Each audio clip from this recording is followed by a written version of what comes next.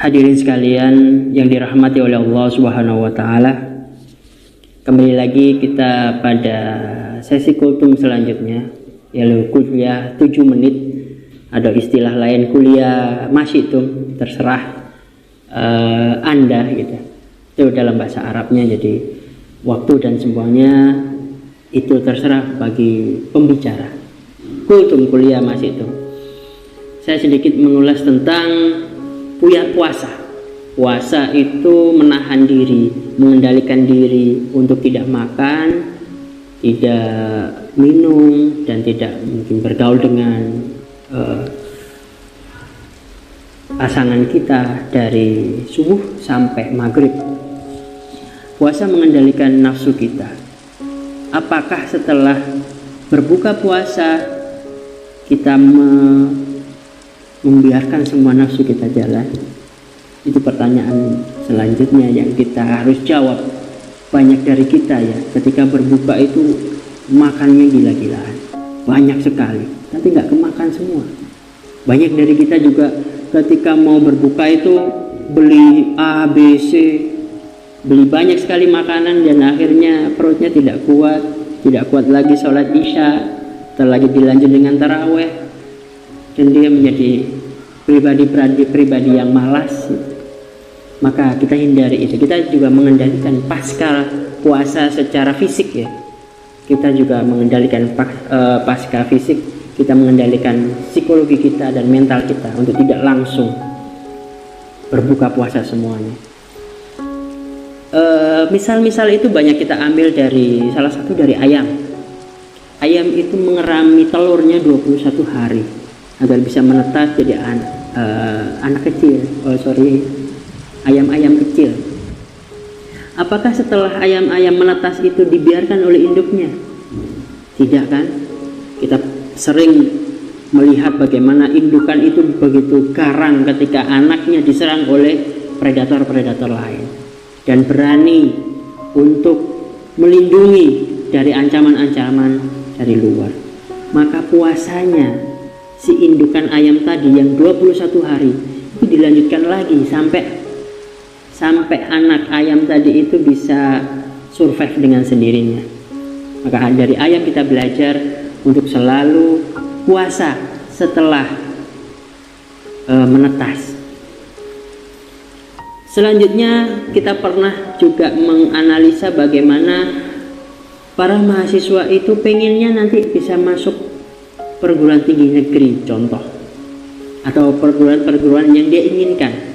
Yang salah satu mungkin keinginannya adalah menjadi pegawai negeri sipil atau ASN, aparatur sipil negara.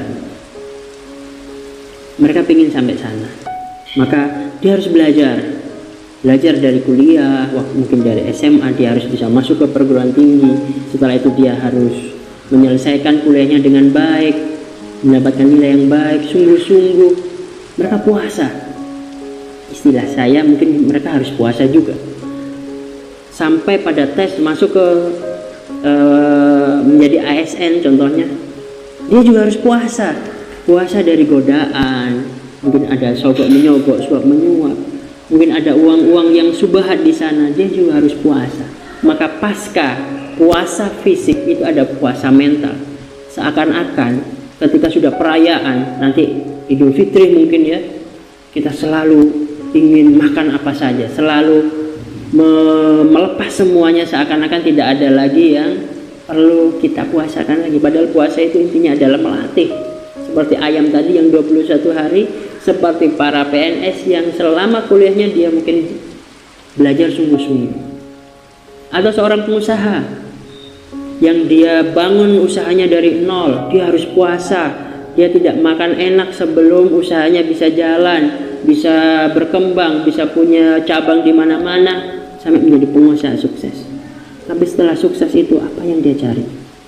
Yang dia cari adalah dia harus puasa lagi, dia harus mengkip lagi, dia harus mengendalikan usaha-usahanya yang sudah dia rintis dari nol tadi, sehingga dia bisa survive dan tidak langsung bangkrut karena uangnya langsung untuk selebrasi, untuk perayaan, untuk beli A, B, C yang tidak berguna.